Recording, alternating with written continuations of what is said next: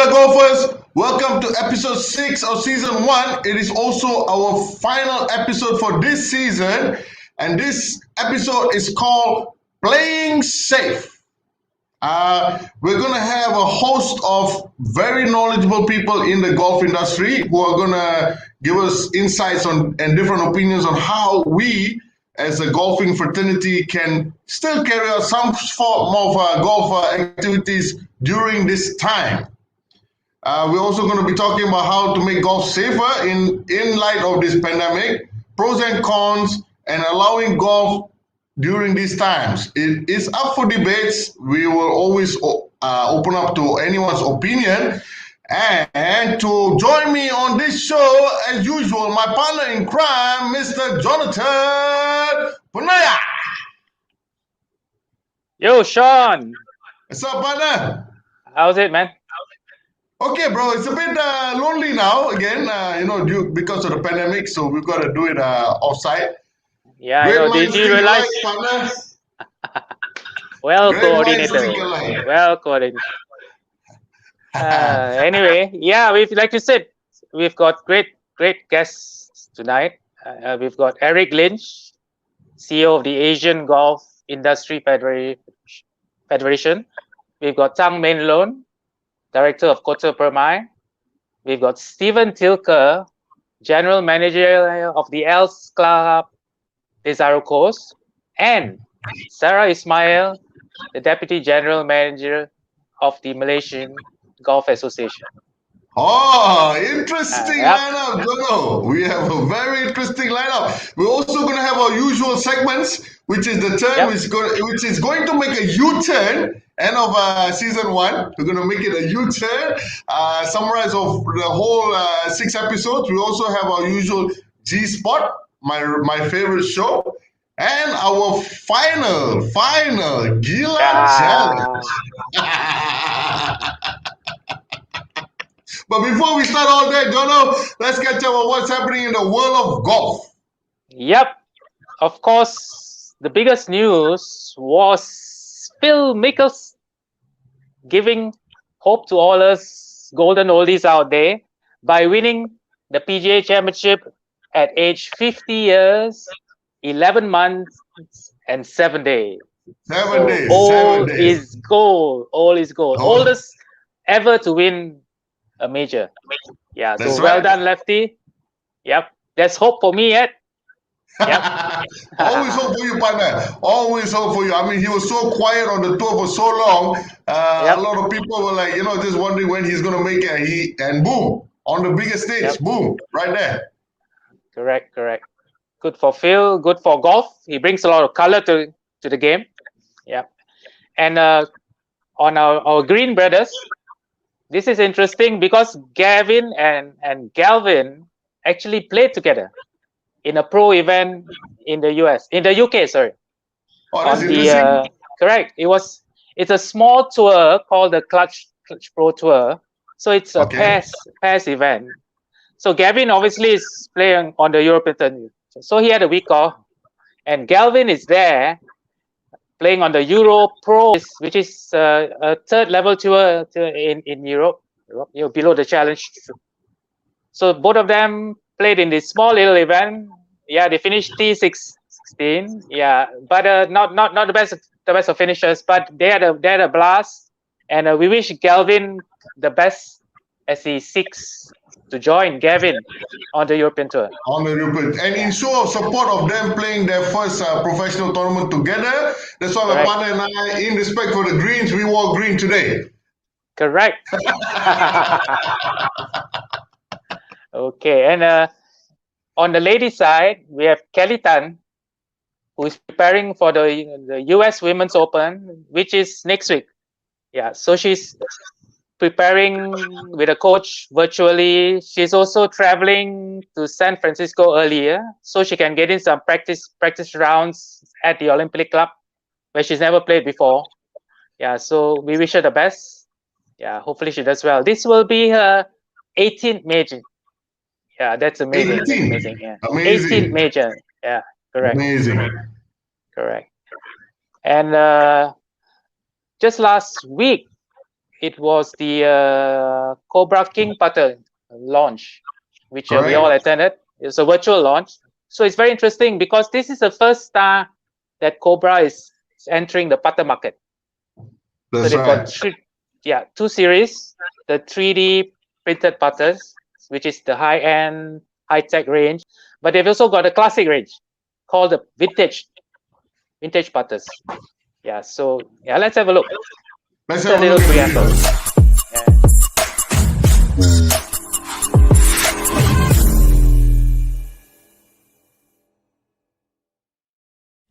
Greetings everyone, my name is Jose Miraflor from Cobra Golf, and today I'm excited to be in front of you to unveil Cobra's newest product family, the King Putter Series. Until now, we haven't had putters as part of our product offering, and we're excited to be entering into this category with technically advanced products that will help you to score lower. In fact, these putters are packed with innovations and good looks, and together we understand that this blend of aesthetics and performance will help you make more putts.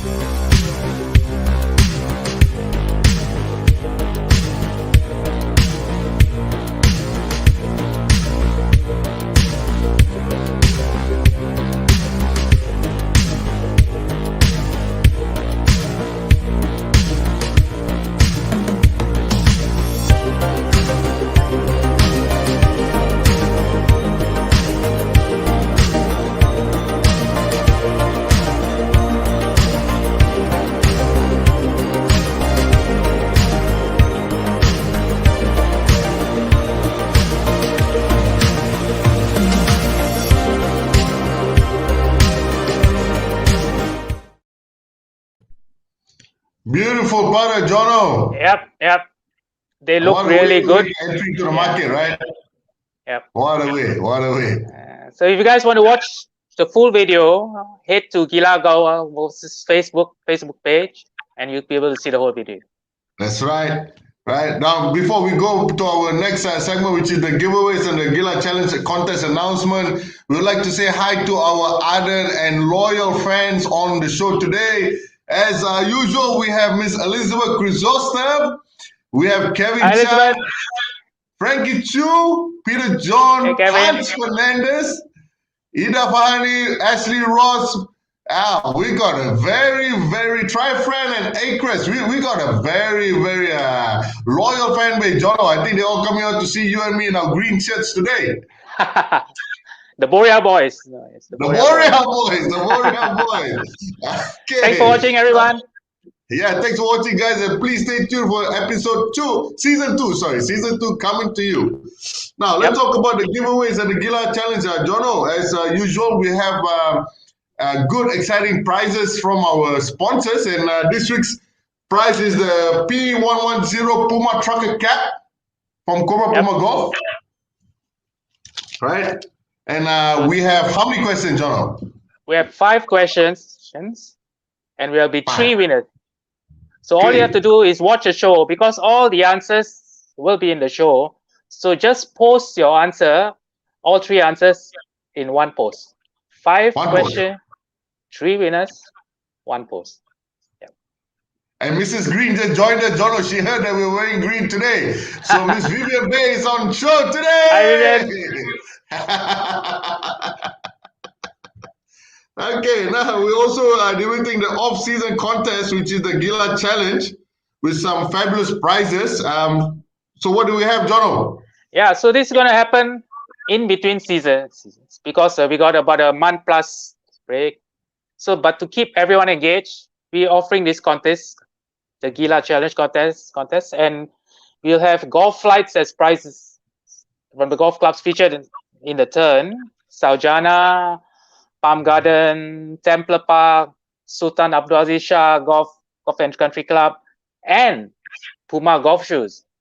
Wow. Yep. Wow. So those who are not sure, this is so end of season, we do a wrap up, and we have prizes from all our participants for the season. And it's like a Santa Claus coming early kind of thing from the sweet spot, right? For more information, stay tuned to the Gila Golfers social media channels, and we will announce how and when you can win these awesome prizes. Yep. Okay. Hey, I think, Sean, it's time to bring our guests guest on the show? Yes, partner. I think it is now. What a heavyweight lineup we have today, partner. Heavyweight. It's going to be an interesting debut. Just in time for Tyson Fury and Wilson Wilder. So on the show we have Miss Sarah, Mr. Eric, Mr. Tang, and Mr. Steven. Hi guys. Hey. And Gal. Angel, Hello. guys, Angel. Hello. Welcome to the show. Thanks you. for coming on. Great to be here, Thank man. you for having us. Yeah. Okay, for those of you who don't know, Tang is with the director of Kota Pra. Steven used to be with TPC Kuala Lumpur, now with the Health Club Desa Rakus in Johor. You have Eric Lynch, who's the CEO of the Asian Golf Industry Federation, and Sarah Ismail, the Rose Among the Thorns, who's the Deputy GM of the Malaysian Golf Association. Yeah, welcome guys and gal. Welcome, guys, and thank you for joining our show today. These are very, very important people in the golf industry, Jono. Yep. So we're going to talk about, obviously, the big debate right now is whether golf should be allowed with the high number of COVID-19 cases in Malaysia. We're also going to look at Singapore, because Eric's in Singapore, where golf is still being played with tighter SOP. So it's like Sean said earlier, it's a matter of debate. Yeah, there's no right or wrong, just opinions. Yeah, so I think we'll start off with a very general question. Given the high numbers of COVID-19 right now, that's over the last couple of weeks, do you think that golf still can be played, but with tighter SOPs? Maybe start with Tang. Okay, thanks, Sean and John, for having us. Yeah, I'm of the opinion that at this point in time, it's not safe to allow golf to be played, even though with the tighter SOP, because looking at today, number of cases, is more than 7,000, and Selangor itself already 2,600 plus. So I believe the current COVID situation in Malaysia is alarming with a high level of community spread and infectivity. So I personally feel that a stricter approach is needed to help curb the spread of virus and break the chain of infection, especially with even more deadlier strain of virus having found their way to our shore. And the time, it takes for vaccination to build a herd community. So I feel that the government, need to take a holistic approach to bring down the number of COVID-19 cases in a shorter time. So in order for us to get back on our feet, to be frank, Malaysia causes is very badly affected, in terms of the round of golf. Yeah. Yeah, I guess maybe, like the title says, maybe we should play safe with the high numbers right now. Steven, do you concur? Yeah, not 100% necessarily agree with my very good friend, Tang. We go back many years. Yes, it is pretty bad, the numbers. I mean, I don't know the background to these numbers, how much testing has been going on. I believe there's been extensive testing in Selangor. And yes, it is. We are in high numbers at the moment. However, it's also, I think, important to get the balance right between lockdowns and restrictions, the way we have it, and the economy and people's livelihoods and the health and well-being of folks, right? And I think in that regard, it's also important for us to look at the business of clubs, right, as such. Not only just because I think the game of golf is perceived to be elitist and exclusive and a game for the rich and famous only. People forget that actually this is a huge industry that probably in Malaysia employs between 30 and 50,000 people. And that's 50,000 families that are impacted, in terms of income as such. So when you lock down and you close clubs, which, I guess it means no golf, it actually has a big impact on families in the long run. And I think that is important to take into consideration as well. Find the balance between, lockdowns and the concern that we're in right now, and course, the business of golf or the business of clubs and the well-being of our people that work within that. Yeah, I guess always about striking a balance. Perhaps here, a lady's view. Sarah, what do you think? Thank you, John, and thank you, Sean, for having me here. For me, for the Malaysian Golf Association, we receive a lot of inquiries and appeal from the industry players for golf to start resuming operation. We understand the government dealing with this, that golf is under sports and recreation, and because sport and recreation is not allowed, so golf automatically fall into that. But I do believe that golf is played outside, and there's very limited exposure between the golfers to get infection if the SOP is followed strictly.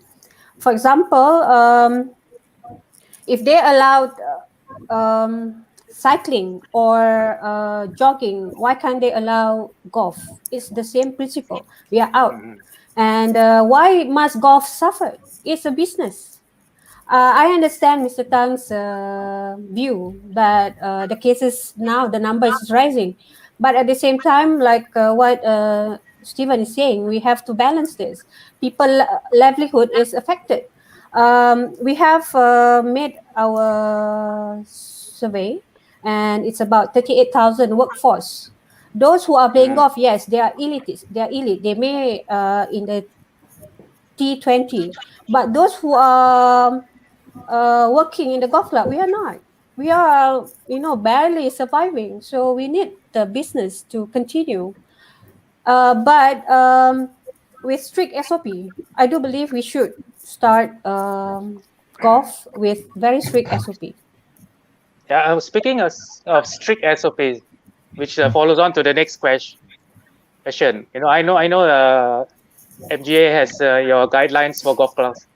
But once it reopens, if the numbers are still high, do you think we should impose even stricter SOPs following some other countries? Actually, we have planned. We have already worked out our next updated SOP if golf is allowed to resume. And most important thing is they should go play golf and go back. No more of going to the toilet in the clubhouse. No more of gathering with your flight mates in the clubhouse. Go play golf, go back. And I believe with this strict SOP, we can stop the infection of COVID-19 in the golf course. Yeah, so perhaps can throw this back at Stephen and Tang in Malaysia. It's easy to have SOPs, but how do you ensure that the golfers follow the SOPs? Stephen? You want me to go first? Okay. First of all, since Sarah said we can't go to the toilet, there's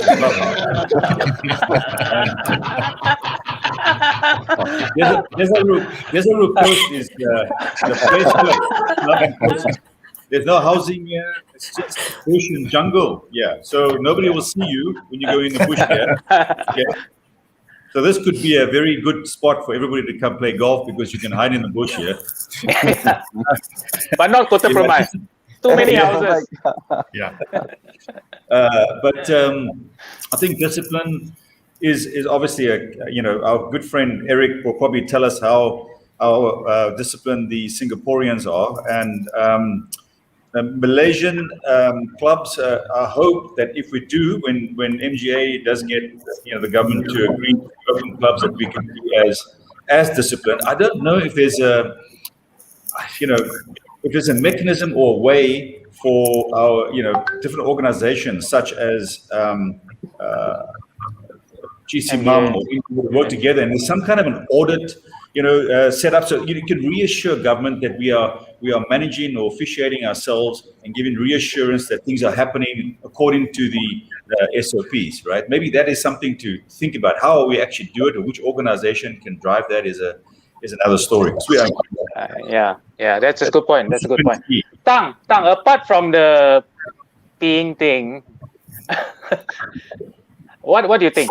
About golf opening up. Do we need stricter SOPs? How to ensure that golfers just go to the first tee box, finish the 18th hole, and forget the 19th hole, and just go back? Yeah, Is I it think difficult to agree with what enforce? has Sarah said. Enforcement is one of the challenging tasks that for most of the club operator. But with the club to allow to operate, I'm sure that we need to enforce a stricter SOP compliant. So that is very crucial. Yeah. So as you know that most of the time that this is self-discipline. So we have to ensure that all golfers, they have to adhere to the strict SOP, and the mask had to be put on as what Singapore side, that insists that they have to put on, and they maintain the social distancing at all time within the group. I think on the golf course itself, it shouldn't be a problem, but the problem is always after golf. So we shouldn't allow those confined places like changing room, don't die in, maybe they just for golf game itself. Yeah. So single buggy, no sharing. And we also maybe to have a longer interval between the tee time to prevent congregating. What about making walking more accessible, allowing golfers to walk? Yeah, in fact, Kottavamai, we do allow morning golfer, putting the trolley. But because as from the point of business, we also need to generate some income for the buggy, So single rider buggy, I think should be okay. Yeah, Tang was talking about Singapore. So which brings us to Eric. So golf, lucky you, can be played there. Yes. Yeah. So perhaps you could share with us about the new SOPs, because Singapore has gone to a phase 2 heightened alert, semi-lockdown up to June 13, but golf is still going on. So how's that happening? Correct. Now, first of all, I'd like to thank both of you, John and Sean, and Par Golf. And it's great to see Sarah, Tang, and Stephen, and all our friends in Malaysia. As you may know, the AGI is very involved in Malaysian golf. We have strong partnerships with the MGA, TC Man, TC Sam. And personally, I miss my trips up to Malaysia. So I look forward to the return of that very, very soon. In Singapore, yes, as you can see, there are the protocols set up, and we are thankfully able to play golf. And I played today for the first time under this criteria. And it was horrible. No, I mean, we were very grateful. And the mask is, you can tahan the mask because you're able to play golf. Believe me. I think the walking would be a little bit difficult because walking with a mask, especially in the humidity, might be tough. But we're playing with buggies, and in general, it seems to be working well. The golf courses are all full as they have been for months. You can't get the tee off time. Member clubs are full. So, in general, I think we've had some questions on whether people actually follow the rules. As you know, Singapore is pretty rules oriented, and the basic fact is one person not following the rules can ruin it for the rest of everybody. So I would say that the Singaporean audience, golfers take that view pretty seriously, at least where I was playing. I think Matthew Murray, who operates one of the only public courses here, Green Fairways, you might know Matthew very well. He's been very active over the years in Malaysia. I think he told me once this started that they're actually only doing weekend golf, and because they cannot control their disparate golfers, whether they're going to follow the rules. So that's one exception within this context, whereas the private clubs have a fairly good ability for member patrolling, etc. But I'd just like to also make an observation. I could compliment the MGA for their ongoing documentation, which we've been following across over the months during COVID, along with the SGA. I think the documentation that both countries have put out to make the argument that golf should be, allowed to play golf has been very strong. And I would argue that, after Malaysia gets through some of the issues that you're going through, golf certainly should be the first one to come back. And there's a strong argument to do so. Yeah. Yeah. Leave it there. Yeah, as Stephen mentioned earlier, golf is an economic ecosystem in itself. It supports a whole chain. Just a staff. There's a staff. Caddies. Then there's a driving Yeah. range, operators, coaches. I think it's coaches as Sure. well. one of the challenges is to be able to measure those in the future over time to see what the value of golf is. I mean, in North America and in Europe, that measurement is being done. So governments can be shown, tourism bureaus, etc., labor unions can be shown the value of golf. So I think that's a major opportunity for golf in the future to quantify the value, the economic value of the game, so that in the future, not necessarily pandemics, but in general, import laws for buggies, import laws for workers, etc. It's a huge opportunity to quantify that knowledge and then lobby the government for better treatment. Okay. Great points, guys. I think, Sean, we're going to take a short break here.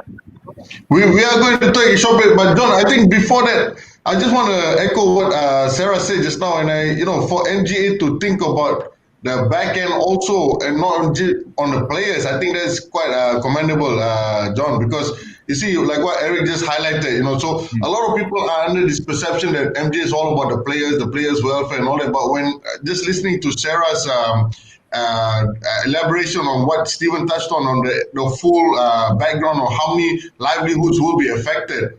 And it's comforting to know that the national body is taking that seriously. I mean, that would be one of the debates when they are trying to justify to the sports ministry on why golf should come in. Right. So I just wanted to highlight that was a very commendable thing that Sarah highlighted, Sarah. And we hope MGA still continues their fight, like Eric said. In the For background. information, actually, yes, we are in the midst of lobbying. So, when we talk to MITI asks us to talk to Ministry of Sports. For Okay. Ministry of Sports, it's only sports. They don't look at the economic part Correct. of that. So Correct. we are going to another level. So we hope we will be able to present our justification, because when they have this meeting, they don't have the industry players there, so we can't Correct. actually justify why we need golf to resume. But hopefully, in the very near future, we will be able to present to them personally, rather than through another third party. Can I just No, but ask? it's nice, like what you guys say, to the 30,000-40,000 workforce that is going to be affected. They actually have a voice, right? And they are, hopefully they will be heard. And like Stephen and Sarah highlighted, it's very good to know. It's comforting for those behind the scenes that make golf comfortable for the golfers, right? That they do have a voice and they are trying to be heard. And it's nice. It's nice. It's very comforting. Well done. Well done. Stephen, you wanted to ask something? Yeah. I just wanted to ask Sarah. Historically, MGA has represented the game of golf in Malaysia, right, since 1928 or whatever it is. Not represented the business of clubs per se, right? So, are you saying that right now that's what you're going to be doing and representing the business of clubs? Stephen, our members are golf clubs. We are representing the business part of the industry. Because our members are affected. We are not talking only about the workers, but what about the golf club? The golf club are our members. They have been our members since the very beginning, and we have been looking to, champion the rights or the needs of the members. Yeah, I want to touch on that, but maybe you wanted to go to a break. Yes, Stephen, we sense you want to touch on that, Stephen, very well. But before you touch on that, Stephen, we need to run a quick commercial break. Okay, so stay tuned. We will come back to you. Sarah, take a moment, gather your thoughts. Stephen is coming to touch on that soon. Okay? Touchy. Before we go down, we're going to do a quick U-turn. So the U-turn is all about a summary of what we've done for the last 5 episodes and the 6th episode.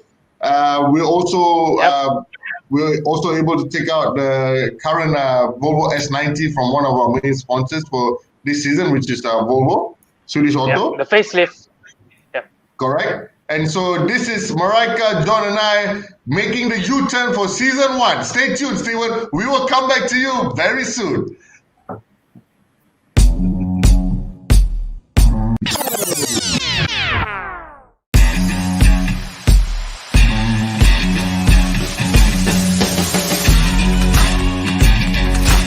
Hello guys and gals, welcome to this episode of The Turn.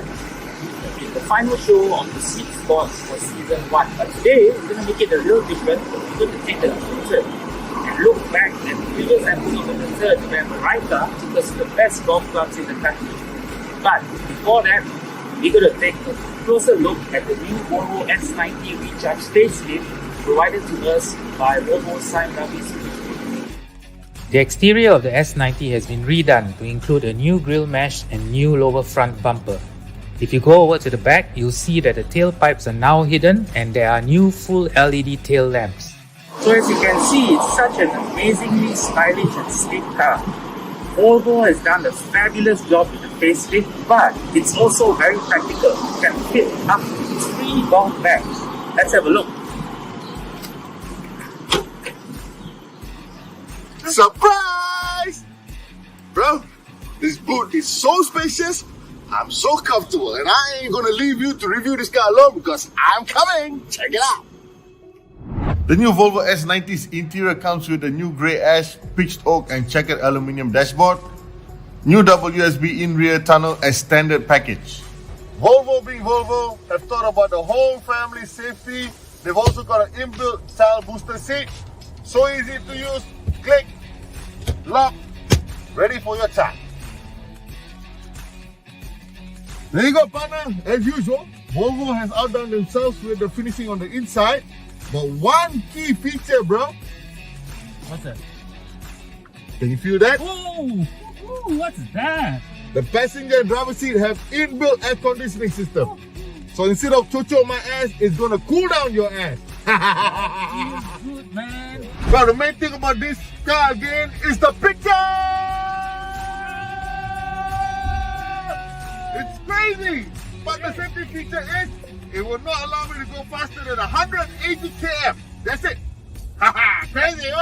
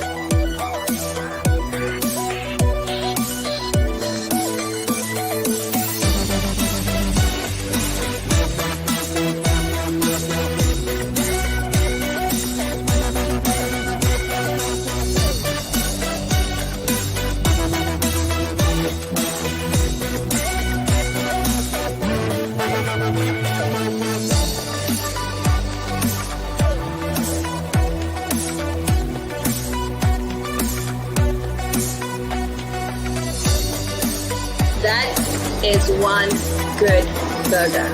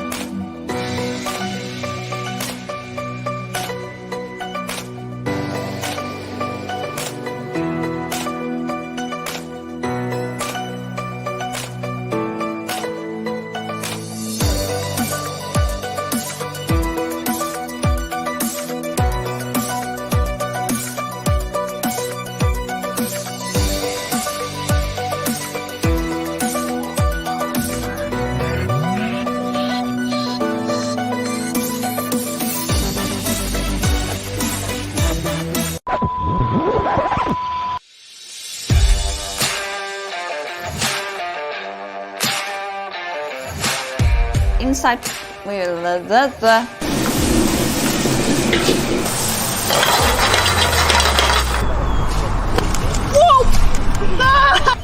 I hope you got that.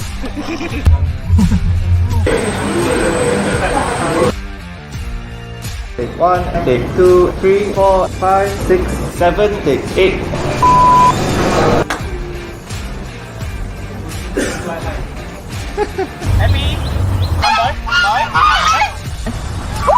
This is my son. 1, 2, 3, yeah. Thank you.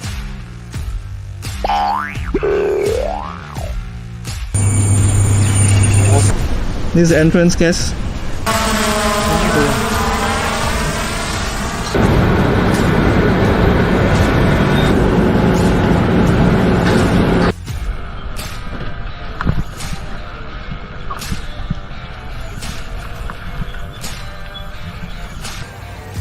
oh,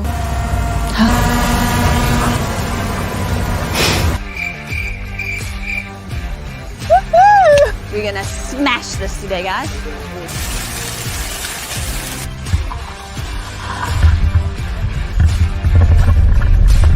Oh my god. Ready and action.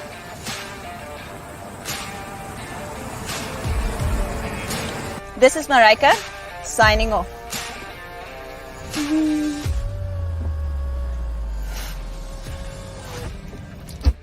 The Turn is sponsored by Cobra Puma Golf. Volvo, Sime Darby, Swedish Auto.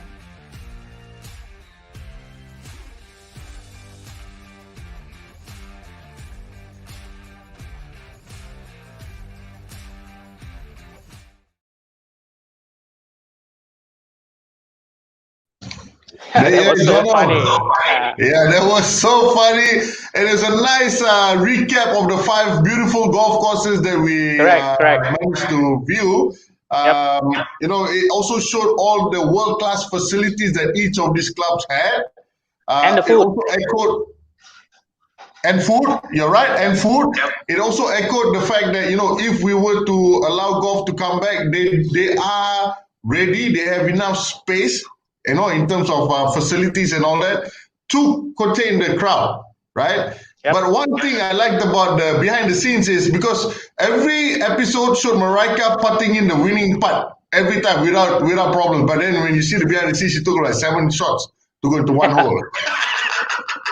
Take 8, take 9, take 10. Anyway, before we bring our guests back, we're going to take a look at Puma's latest golf apparel range and the brand's new technology, CloudSpark Correct. and Matter. Let's have a look.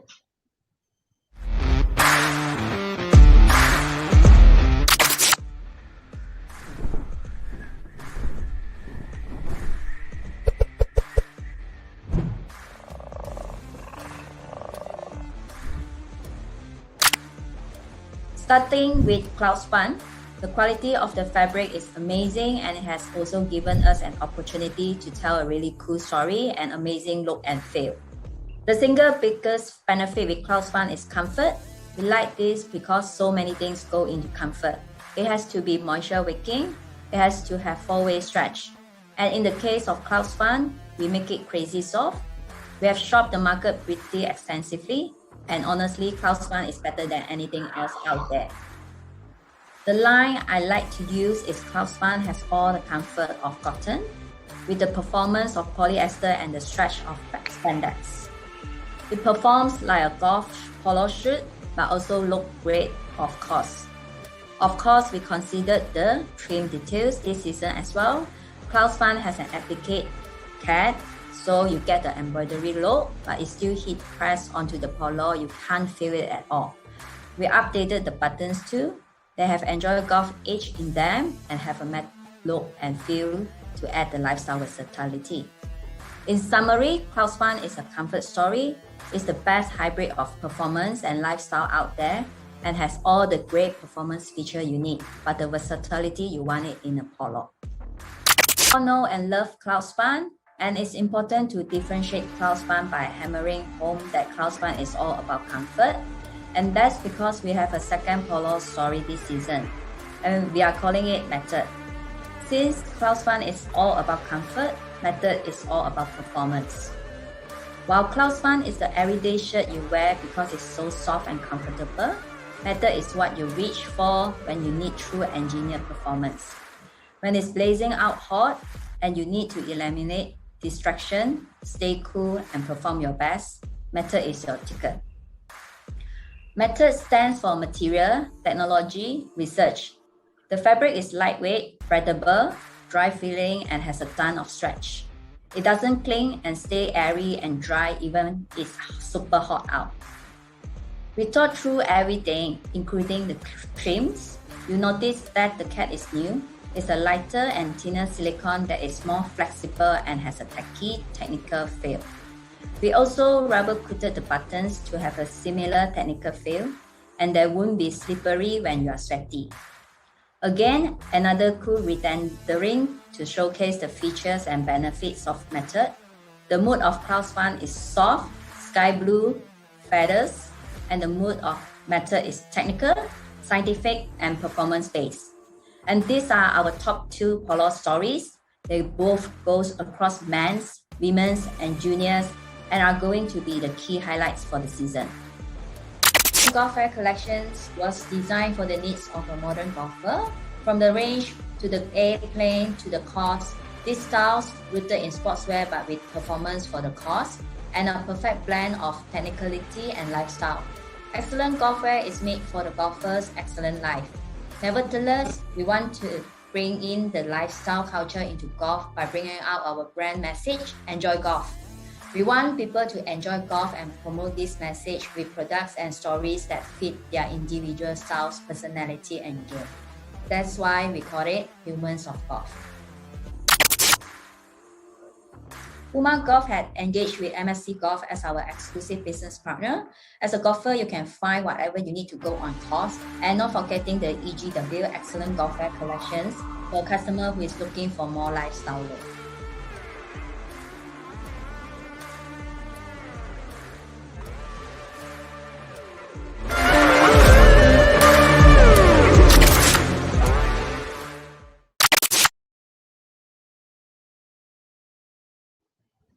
Interesting, Jono. So not only do they put so much of technology in the clubs, they also put it into the apparel.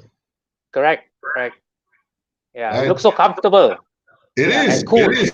Yeah. And the detailing, they go down to even the buttons, bro, so that you can get your best performance as a golfer, right? Yeah. And before we go down to our guest again, Jono, we've got to say hi to our guests who joined us throughout the show. We got Gavin Green all the way. We've got Susan, Gavin. we got Max Sween, we got Ailian, we got Susan, we got Steven, we got Sylvester, we got Tim, we got Adrian, we got Niza, we got Mr. Jordan Tan. Wow. And we've also got Arthur and Brian. Mr. Brian joined us. And of course, Mr. Brian said that it's a bit long-winded, but he should know when John and Sean get along, he never stop. He's the most long-winded guy I know, especially after a few. Thank you for joining us, guys. Okay, Jono, so are we ready to touch back on the topics from Steven? Correct. Let's bring them back. Let's bring them on. Hi guys, welcome back. Stephen, hope you didn't mind waiting too long to touch on the topic, sir. We're back to you, sir. Feel under By the pressure. way, Marika's South African. We picked up on the accent that Yeah. she's probably. She's an amazing host. She's an amazing host. You've taken over And the we- golf we- industry in Malaysia. Yeah, we're gonna come to Gota Permai once the lockdown is done, and everyone are Johor, welcome. and Johor. Yeah. We are going to pay Stephen a visit. Yes, all of Yes, us. we should. Yeah. Can't wait to welcome you here. But yeah, I mean, the point I wanted to make is that the club business and golf is interdependent of each other, right? Yes. They are interdependent, but they got to be viewed in a separate way, right? So it is largely perceived by most clubs or club managers that MGA represents the game of golf and are not necessarily representing the business of golf, okay? Remember I said those are two different separate things, right? And the reason why we say that is because if you look at clubs in Malaysia, the majority of the clubs in Malaysia are losing money. They're in financial difficulty, right? Historically. The number of registered golfers in Malaysia is in decline, right? It is not a healthy business. That's my personal opinion, right? Maybe 3 or 4 clubs in Malaysia are making money, right? So when you make a decision to close the business of golf, that has an impact, right? Clubs historically started at a high. There's many top clubs in Malaysia started at a high, and through the years, the revenues are not there, the subscription levels are not there, and they cut costs. But when you cut costs, it comes at a cost, right? And right now, we're at that stage where we're not making revenue in the club in terms of golf rounds and stuff. Maybe some clubs can still charge the subscriptions. It'll be interesting if Mr. Tan can confirm that, whether his clubs are still charging the full subscriptions. That's great. But many clubs are under pressure with subscriptions. They're not getting the green fees. They're certainly not getting any F&B. And some of them are looking at payroll cuts, pay cuts, and all kinds of things. And that will have an impact on the business in the long run. Already, it's in a bad shape. Can you imagine what this is going to do now with this closure? That portion of the business and that concern of the business, is that being represented? Or is it just a game of golf for the elite? Yeah. You get what I'm saying?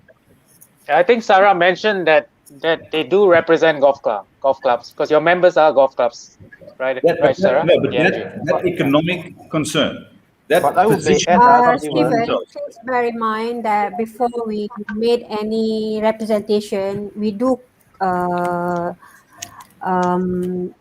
discuss with GCMAM, the managers, and our committee members who are mostly who are also club managers.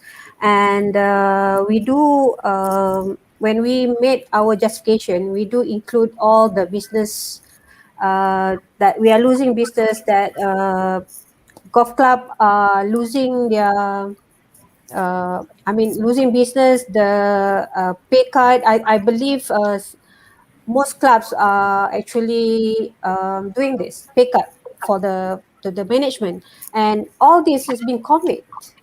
We prepared quite a very long justification, but we believe all these letters will not make any big impact to the power that be.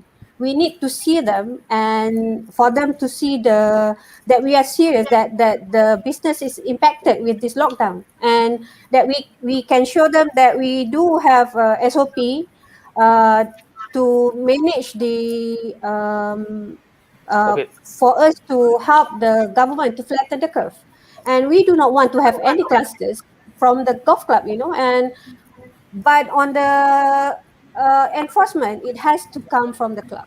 We can only prepare whatever SOP that we can, and with the approval of the club managers as well.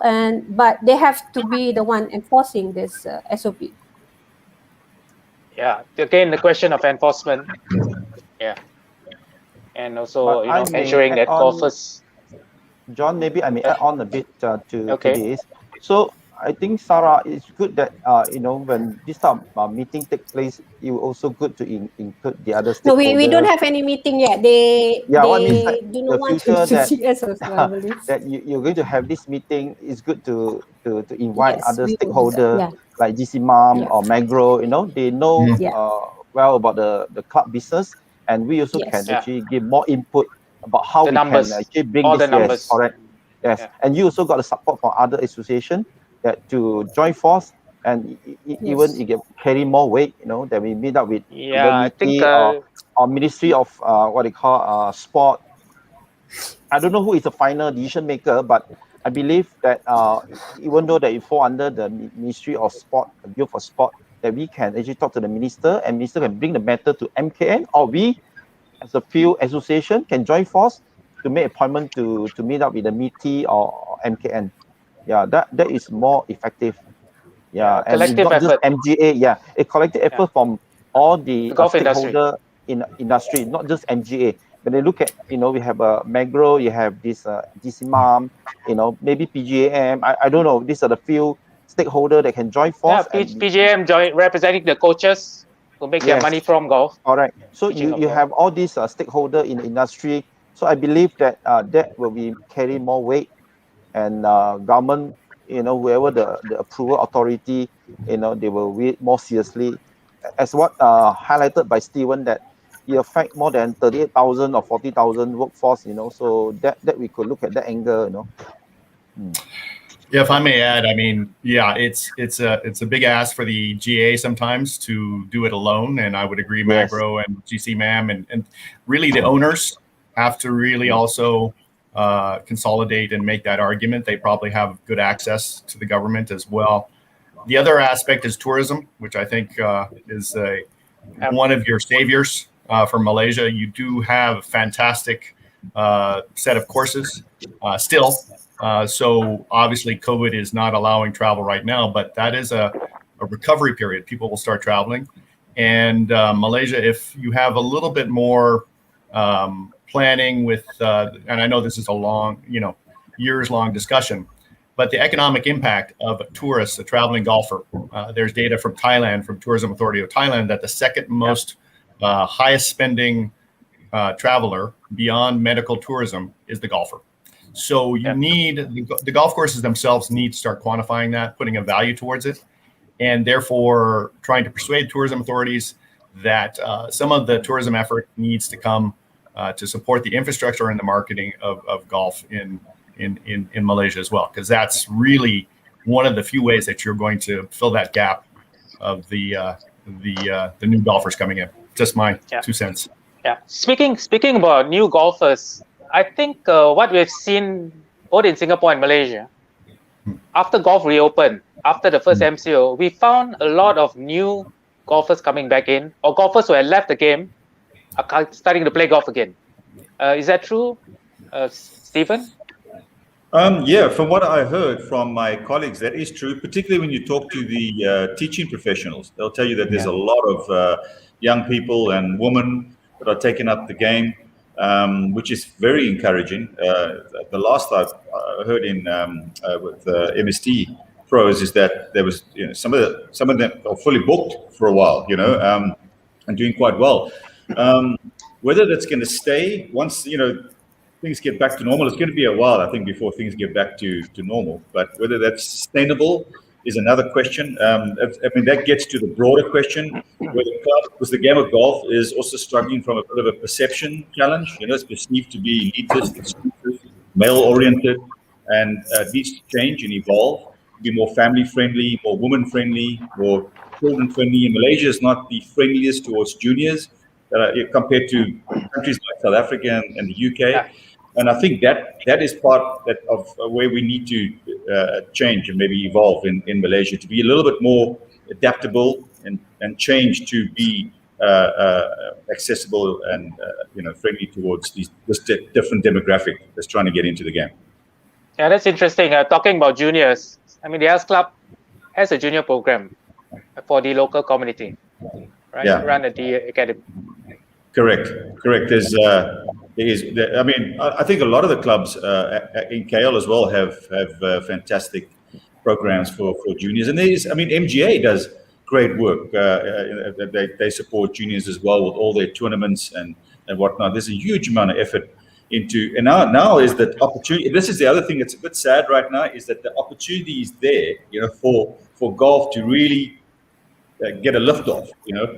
There's so many new people coming into the business, and now we've closed, right? So I guess we're going to open hopefully soon if the numbers improve, but and the players will still be there, and I'm sure the borders are not going to open anytime soon, international borders, I mean. So definitely the opportunity is there, Jonathan, to get these players into the, I mean, it's internationally, I don't know if Eric, as the AGIF, has any statistics, but I think in the US, it's something like a 30% uplift in golf.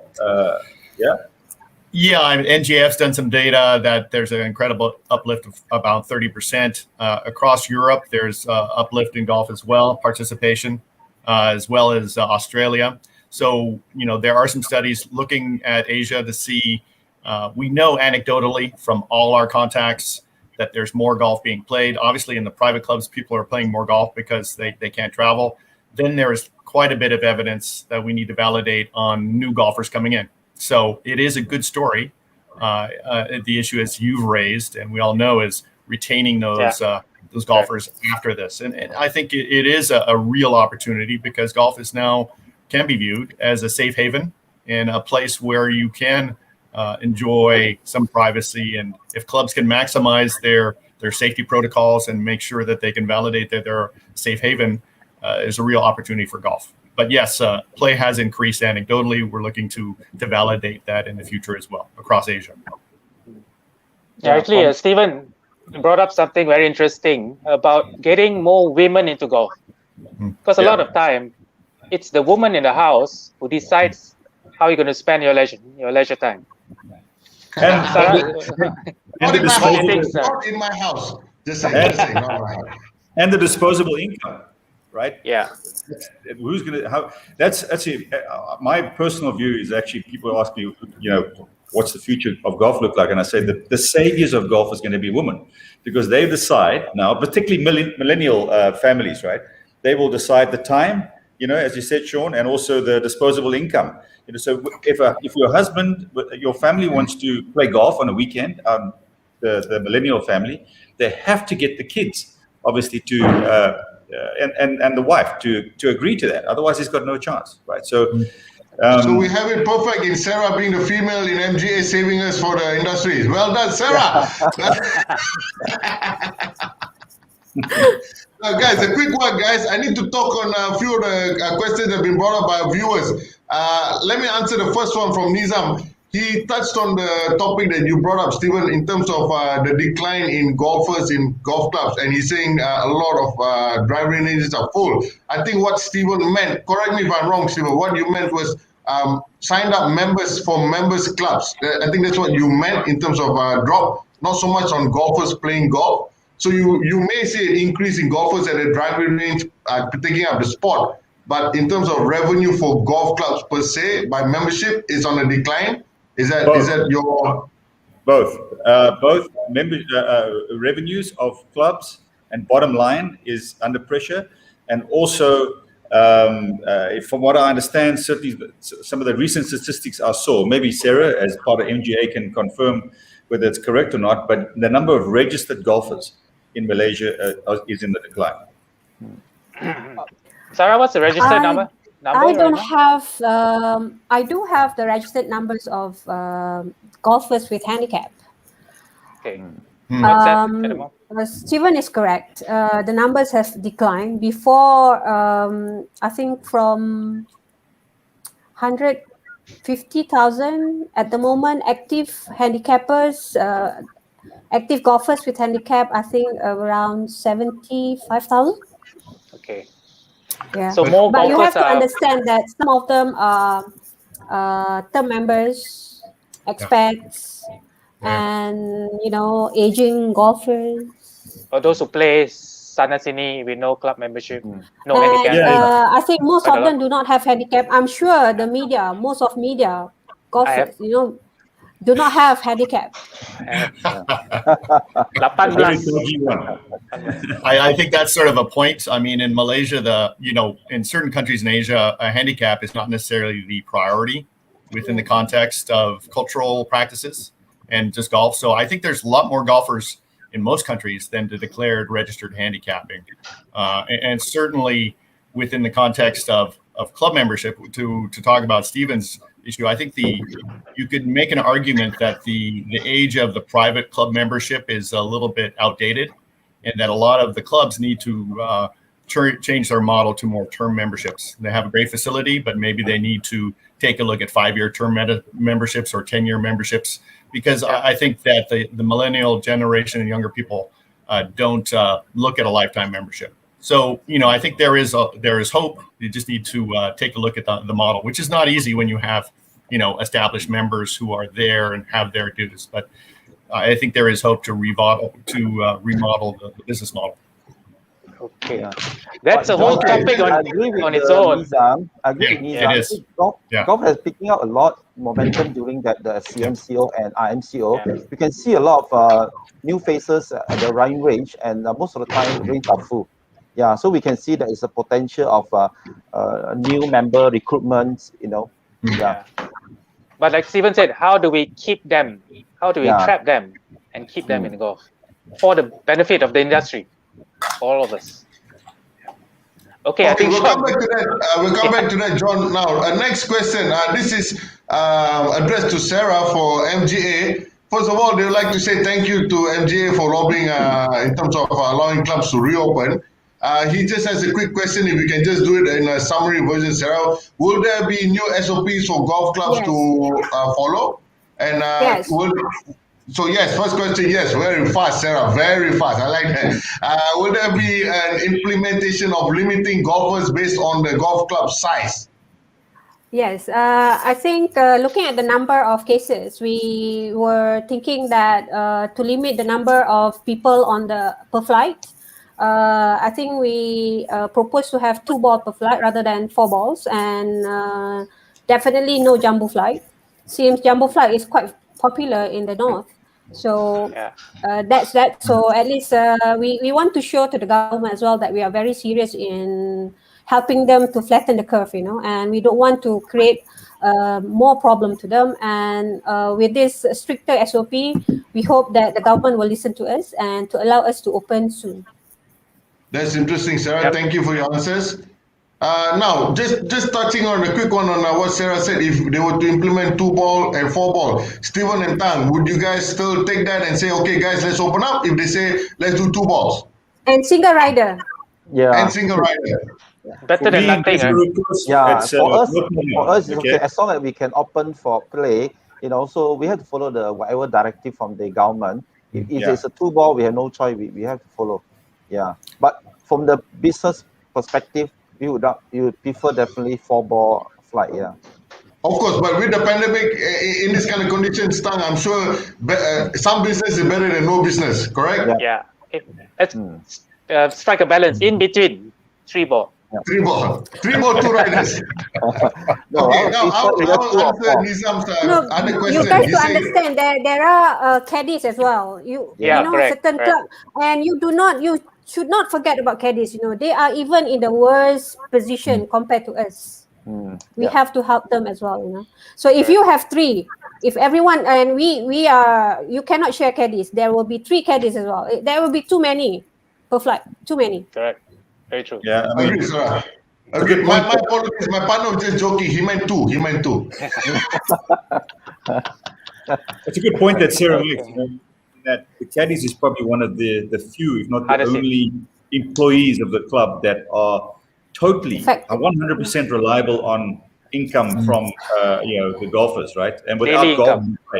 and they're the lowest income folks within the club, so they're really suffering right now. Yeah. Okay, guys, I think we're gonna take another short break, and we're gonna go to the giveaway questions, right? Sure. Yes, sir. Okay, so We got on to the questions for the giveaway. Sorry, I'm just too engrossed with today's topic, John. Yeah. Been lost on a train of thought. Very interesting topics. Okay, now the giveaway questions for today's show. Which golf club does Tang Meng Loon represent? Easy peasy. For this trucker cap from Cobra Puma Golf, which golf club does Tang Meng Loon represent? The second question is, which Volvo car was featured in the U-turn? Hope you've been paying attention. All right. The third question is, what color of the cups were used in Water My Balls Gila Challenge? This is happening later. So Yes, stay on till the end of the so show. pay attention. Yeah. Okay. And then the fourth question is, who won the 2021 PGA Championship in Kiawa Island? That's a giveaway. That's a hint. That's a hint. And the final question for this week's giveaway is, what does Puma's Matters Technology stand for? MATTR, what does it stand for? Yep. Right, so like Jono said earlier in the show, 5 questions, 3 winners, 1 answer. So guys, don't put in your answers now. Keep it all together. End of the show, put it all into 1 comment. 5 answers. And 3 of you will walk away with a new P110 trucker cap from Cobra Puma Golf. Yep. And remember about the Gila Challenge contest with the green fees as prizes, the Puma shoe.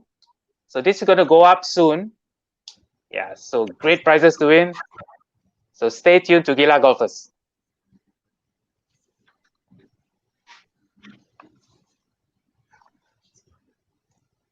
Okay, now let's go down to the G Spot, Jono. Before we bring Yep. our guests back in, let's have a quick view on the G Spot. Yeah, we're going to look at some of the coolest golf shoes that the stars wore during the PGA Championship. Here's our pick of the top 10. Who's that? Shono. That's Dustin Johnson in the latest Yep. Adidas ZG21. Yep, I have one of those.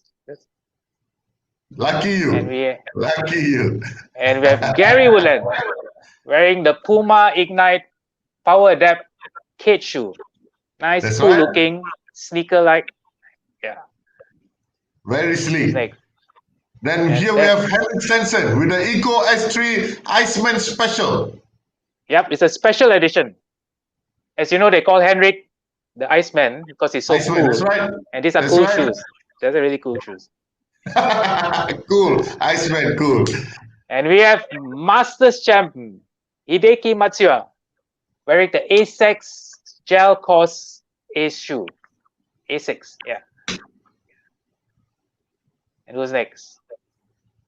Your favorite This is golfer, Ian bro? Poulter. Ian Yep. Poulter in his FootJoy Premier Series Talo. Yeah, a little throwback there. Classic looking shoes. Matches his kind pants. of matching his perfectly. checkered pants. Yep, Yeah. yep. Who's next? Jason Day wearing the Wow. Nike Air Max 90 Golf NRG. Colorful looking shoe. You wouldn't Full have of seen energy. these maybe 10 years ago. So That's cool. right. Yep. And next. And Jason Duffner. Again, Yep. another FootJoy Premier Series Talo Kilty. Oh, Yeah, very that's Scottish. so retro. That's so So retro. Scottish. Yeah. And Jordan Speed wearing the Under Armour Speed 5. This was during a practice round. Hence the shorts and the hairy legs.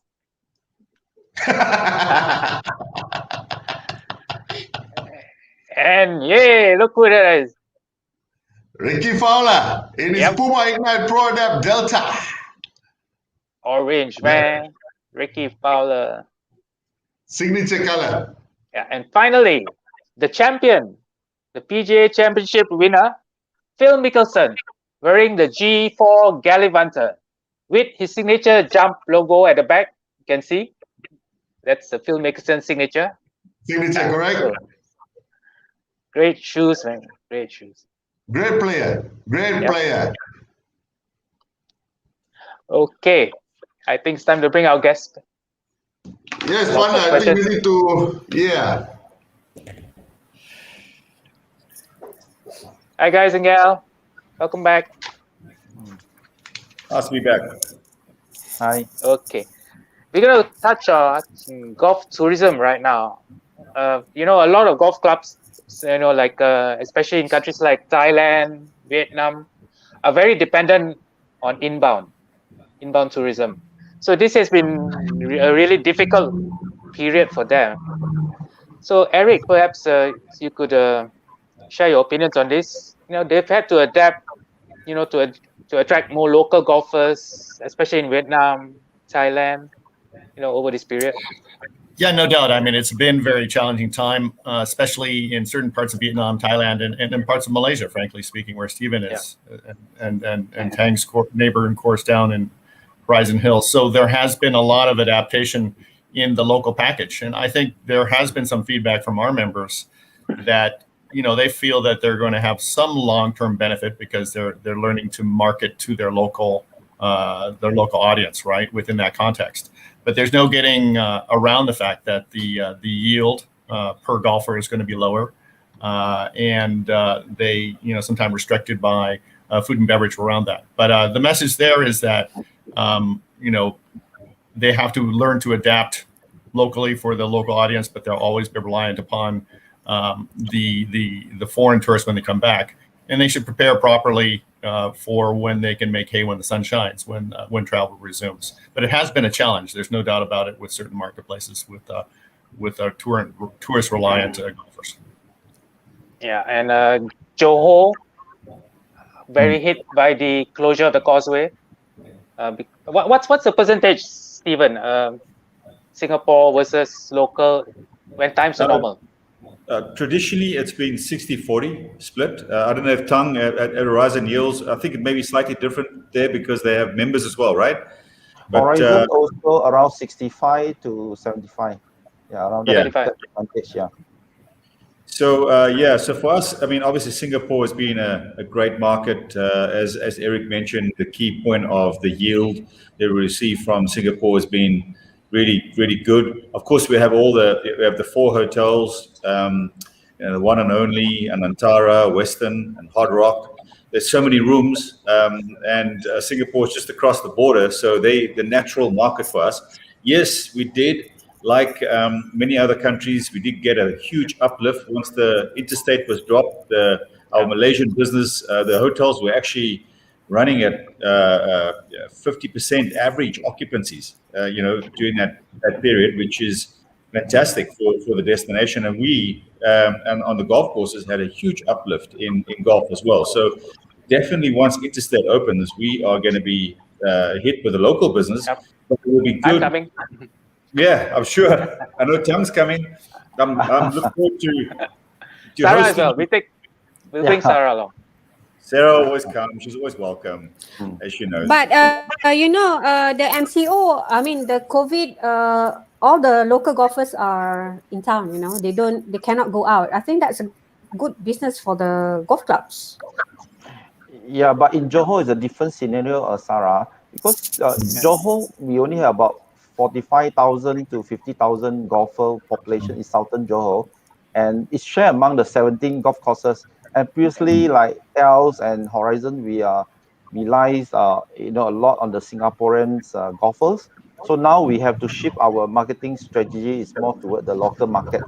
Yeah. So for me, at this point in time, the golf course quality, the service standard, and the affordable golf rate are the key to keep ahead of the competition. And we really rely on the local market. I mean, our golfers. We're a bit lucky for Horizon Hill. We also got some members to support us. Yeah, unlike some other public courses that they don't have any members. Yeah. As what you can, as you all know, I've shifted my allegiance to Johor now, and this is the capital of golf in Malaysia.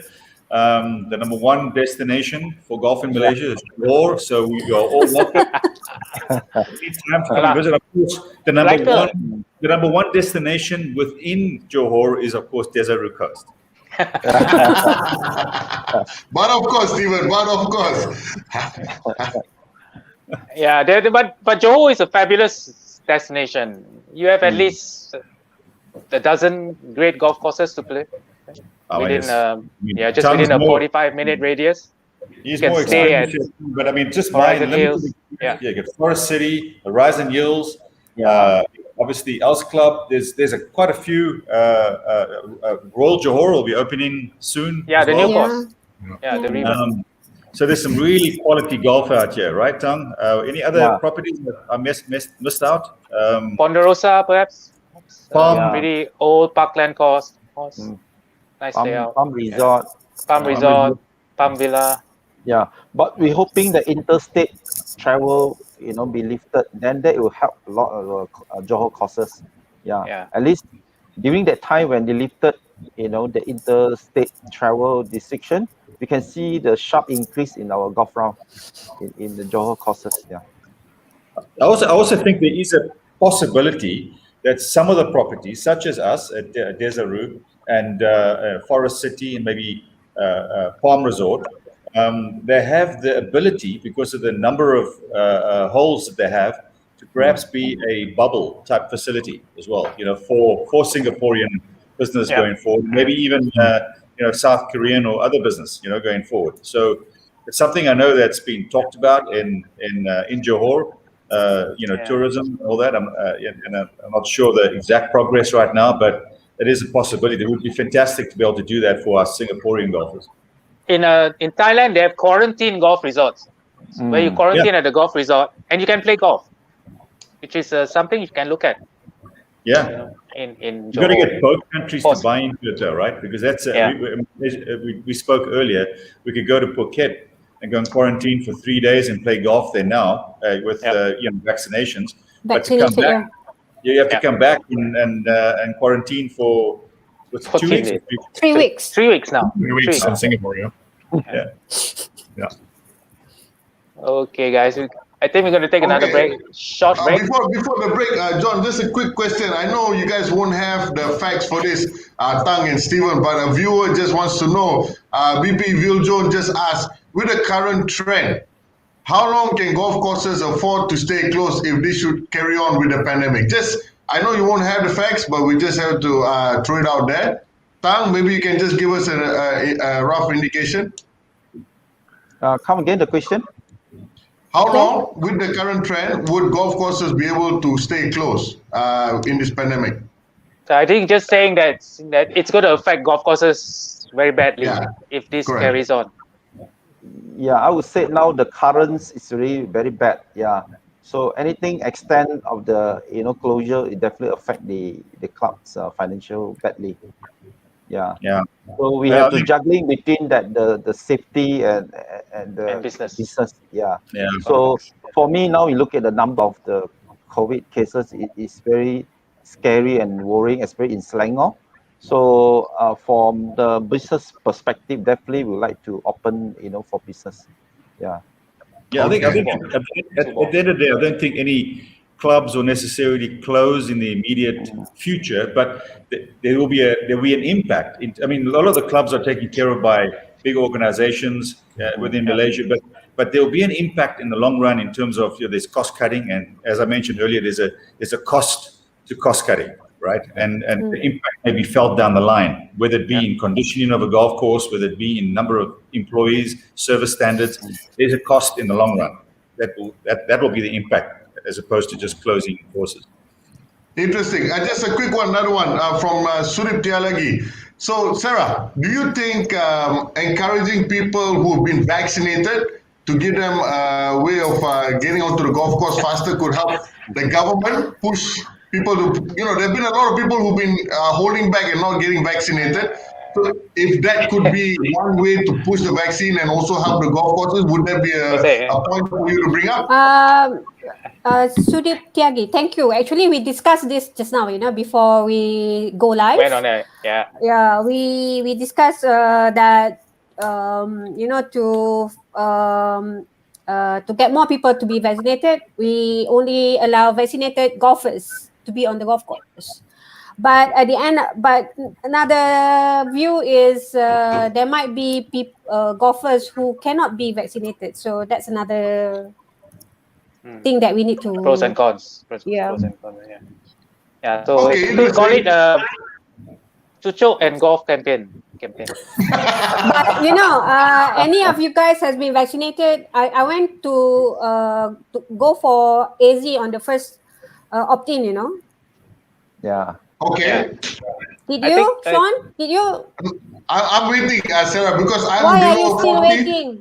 I'm why are below you 40, waiting? so they haven't Why? given me my No, passport the yet. the first opt-in was open to everyone. I know. Yeah. I know. You guys also I'm- not vaccinated. I'm guilty as well. Wait and Yeah. see. One of those wait and Sam see. also. Tomorrow. No, I'm going to register tomorrow. Next week. I'm going to register. Yeah. I'm Sarah, going to you're too choke my fast, Sarah. AZ.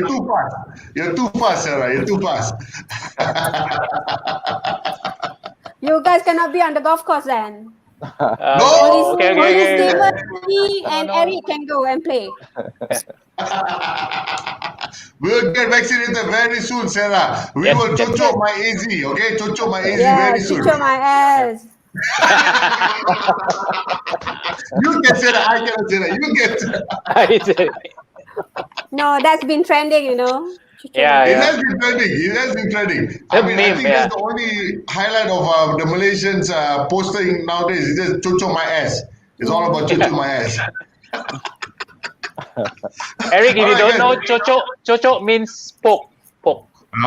Okay. And There we go. S is AZ.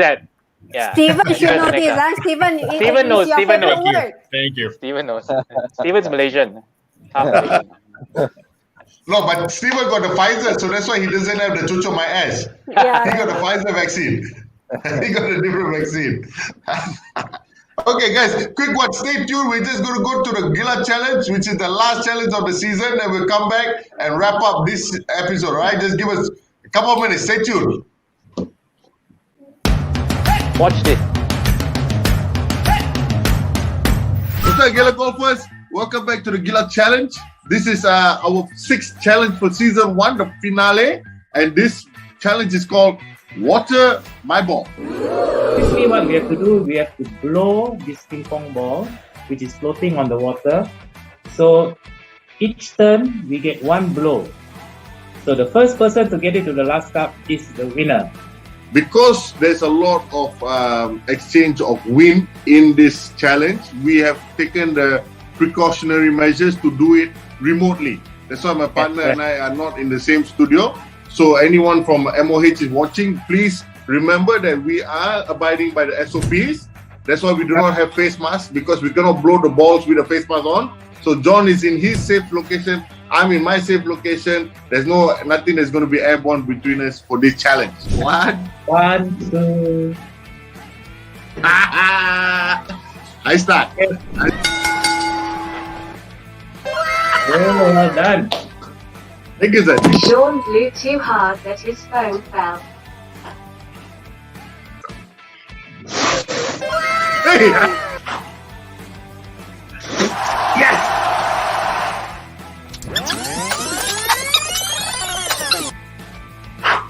Yes!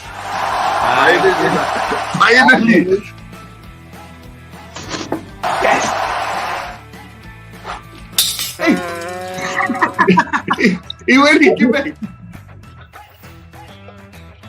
Yes! One to go. Okay, this is it. Winning puff. Not the winning putt, the winning puff. Winning puff.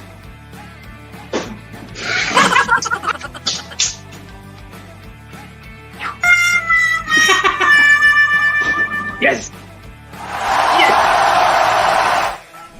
First blow.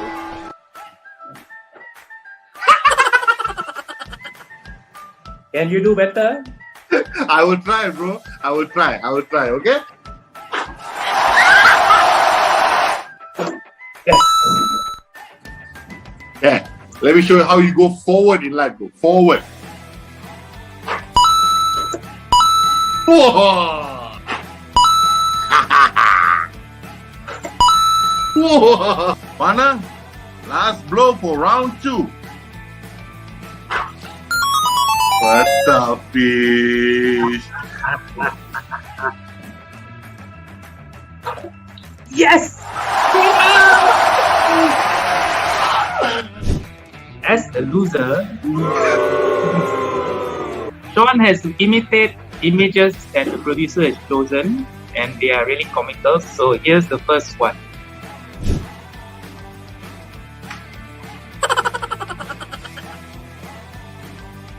Okay, the next one is kind of like Sean's profile picture on Tinder. So have a look.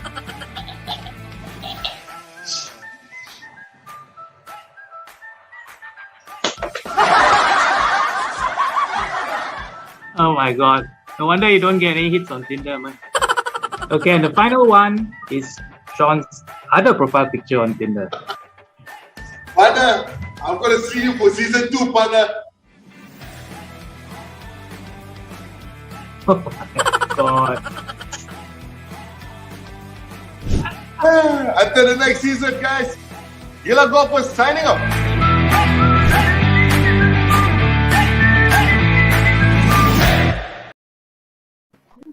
Winner! Loser! Hey, loser! That was amazing.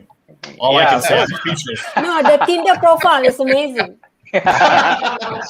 Sarah, quick question. If you saw my photo on Tinder profile, would you swipe me? Would you I will swipe my swipe. photo? No swipe. No swiping. No. No swipe. Steven will swipe. Would you? That's it. All right, guys. Jono, I think we're gonna do a quick wrap up with our 4 guests today. Yeah, thanks guys for being on the show, and our only lady, Sarah, for sharing your insights. It was amazing, very insightful, and hopefully things get better, the numbers go down, and golf will come back soon, and we'll be back stronger. We will. And Chucho, your exit, okay? Chucho, my agent. Guys, Tang, anything you want to just share with our viewers before we wrap up today, Tang? Yeah, for me, I think we will just have to continue practicing vigilant and ensure that this new norm is one that we have grasped well, so we can help the golf industry push through during this difficult time. So hope everyone stays safe and everyone can be back to the golf course soon. Yeah. Stephen? Yeah, I think for me, I mean, what this pandemic has taught us is to work together as a team, you know, and just be put some trust in each other and be patient, and really sort of care for those that are close to you. You know, it's really sort of struck home, actually, you know, this pandemic. And on the positive side, we got a lot to look forward to. You know, the game of golf is actually in a good space in terms of the uplift and the interest and different demographics of folks in the industry, in Malaysia in particular, that are taking up the game. That's exciting, you know, and we as an industry need to be ready with our services, with the quality of our golf courses, and to change our way in which we run our facilities to be more relevant and accepted for this new demographic coming through, to try and keep them in the industry. Very well said, Stephen. Eric? Yeah, I just like to wish all my Malaysian friends in the industry all the best. Stay safe, and we really look forward to renewing the close golfing bond that the two countries have, and the partnership that we have. And that's it. Well, all the best, and hope to see you all soon. That is so politically right, Jono. He just wants to come back to his trips to Malaysia. I like that, Eric. Yeah, he does. You got it. You got it. Sarah, we always leave the prettiest one to the last one. That would be me. Thank you, Sean. Thank you. I wish the situation improves soon, and I would like to encourage everyone who can to register for vaccination. That's the only thing that can save us now. Even with the SOP, with what the new norms, without vaccination, we would not be able to move forward. So please, guys, get vaccinated. And MGA, listen to your suggestion. And whenever we need any input, we will get in touch with the industry players. And thank you for having me here. Thank you so much. Thank you, Sarah. I think that's a very well summed up thing. And key word was MJ listens to your suggestions. I think that is an eye opener for a lot of people. And also, Jono, the key message she said, make sure we all get our ass, chocho my ass, okay? Vaccination is the only key to save Okay, us. mommy. Okay, well, thank you to the four of you. Thank you. We will definitely Thanks, bring you Sarah. guys on for the next Okay, season. thank Derek. you. Right. See you guys. Thank you again Thanks, for your Tam. time. Stay safe. Stay safe. Thank you. See you guys soon. Bye-bye, everyone. Hopefully. Take care. Bye. Thank you. Okay, That Jono. was fantastic. Love it, bro. Yeah, I think Beautiful show. I think we may have started something. Maybe Yeah, we a may have, bro. industry movement, to lobby for golf. So Yeah, and it actually opened up a lot of unanswered questions that were answered today. Yep. Right? A lot of people wondering what the industry is doing, what the association is doing, and I think it was a very informative discussion. Yeah. It was well controlled and informative, and a lot of information that a lot of people were asking, right, in terms of what the golf clubs are doing for the members and who are affected and what is MGA doing for the whole community. And I think it was well touched on. Very interesting insights. Very well done. And we had some numbers as well. So we know there's about 40,000 people employed in golf, and that's just golf clubs. If you move to retail, that's even more. That's right. Coaches, yeah. So That's right. it's a huge industry. It's huge. It is. It is. Yeah. And that brings us to the end of season 1. So fast, bro. Gone. Amazing.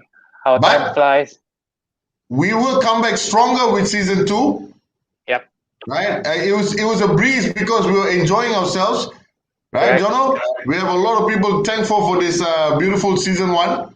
Yeah, all the guys and gals behind the scene, the videographers, the producers, scriptwriters, a lot of work goes into the show. So thank you, everyone. Right. Yes, and so we have the LNI team, we have the AP team, we have all our sponsors. Of course, our guest host Marika, who managed our turn this episode. Right, we hope to see her next season, but hopefully she may share some of her good food and putting skills with us.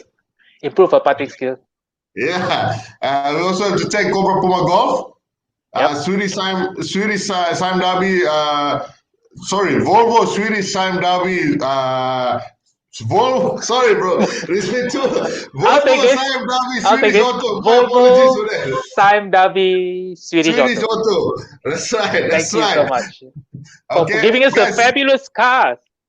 Yeah, every week, every episode, we got a beautiful car, right? And to all our ardent fans, all our regulars on the show, you know who you are. We thank you from the bottom of our hearts, right? It's like, we just, and because of you guys, we've become the best season we've had this season. Yes. Right? Number 1 talk show for 2021. And we're going to come back even better. Season Stronger. 2. So stay tuned. Jono, I always come back stronger. And we'll come back all chucho. Chucho my ass. Yeah. Bro, you're not going to sign up tomorrow, okay? Sarah made it loud and clear. 2 of us have to sign up. Okay? Till the next season, guys. Thank you to all of you. Thank you to the sponsors. Thank you for the beautiful production team. Jono and I will come back stronger season 2. Gila Golfers signing off.